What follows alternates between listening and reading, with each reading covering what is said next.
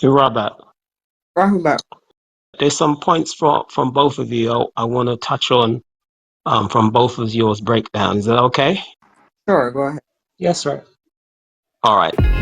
First up is me take it from Michael's point or question, and it's a very, very important question, and it actually would be the most important question for general blacks or for people who are looking on the mind state of our people and which way of life they are choosing. And that question that Michael said or put forth was, why are black people drawn into Islam?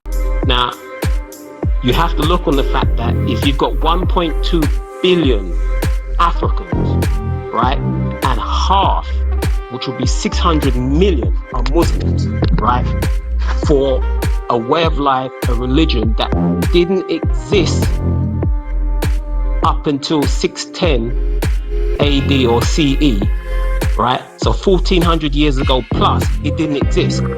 That is some type of sweep. That is some type of power.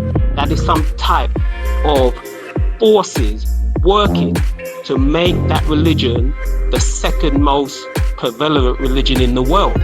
If you've got half of Africa now Islamic, but yet that wasn't the case 1400 plus years ago. It's sweeping many countries where blacks are in Europe. Obviously, you touched on, Hete, about the Muslims, blacks in America, like with the boxers, which I'm going to touch again. Two boxers made the most impact Islamically for black people in America. Both boxers, both heavyweights, Muhammad Ali and Mike Tyson. So there is some power in this religion. Right now, the youths are drawn to it. We're talking about our youths, right? It's drawing other youths from all walks of life, all ethnic backgrounds, right? Now, why? If you know anything about prison, you will see that they have a prison program to program the people with the truth, to have a concession of books that you can give away, tapes or videos, pamphlets in a strategic order to bring them up to realizing who they are, what they should be doing with their life, what's the best path to take, how they can reach God, they can please God, how they can please their family, how can they rehabilitate themselves in prison and then come out and lead a productive life in their new way of life. Islam is offering that. Why? Because they have people who care, who are in the prison system, who go out strategically. Europe, America, presenting these things.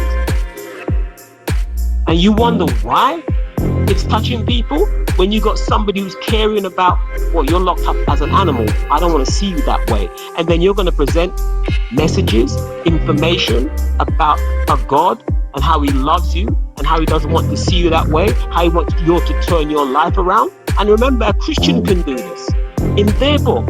Why? By showing direct contact.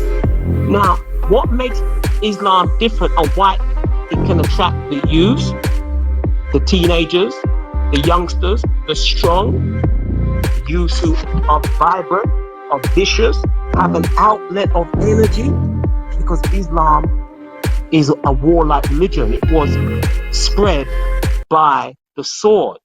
It is a confrontational religion, ready.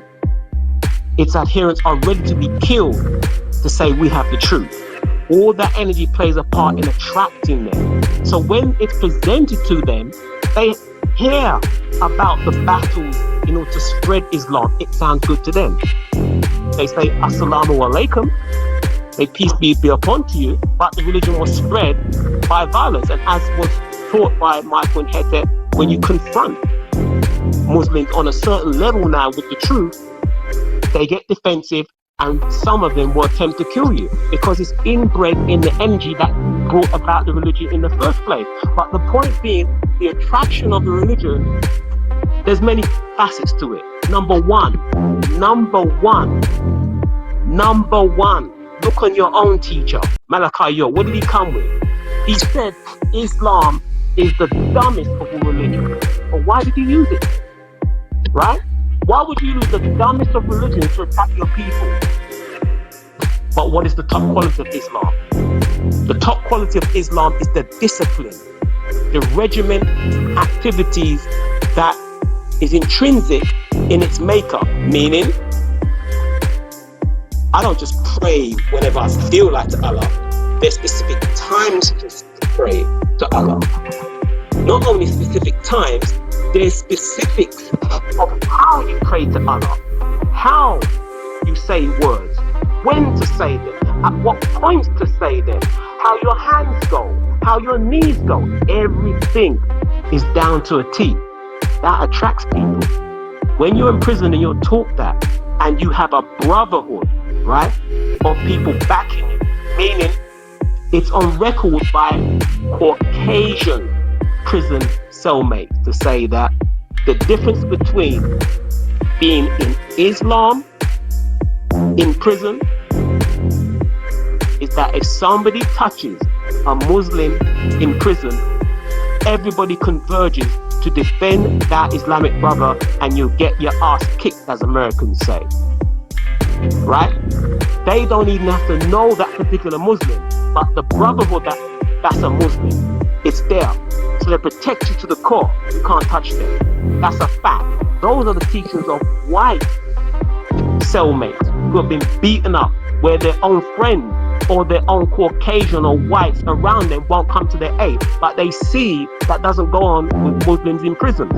So you've got the discipline, you've got the brotherhood, you've got this male energy of ferocity, right? Of strength that they show. You've got the fact that they're taught to work hard, that you will receive. And then what about the sexual side, when you can say, you know what, you can have up to 4 wives. Just make sure you provide for them. It's all sealed set for them. That's a package in itself.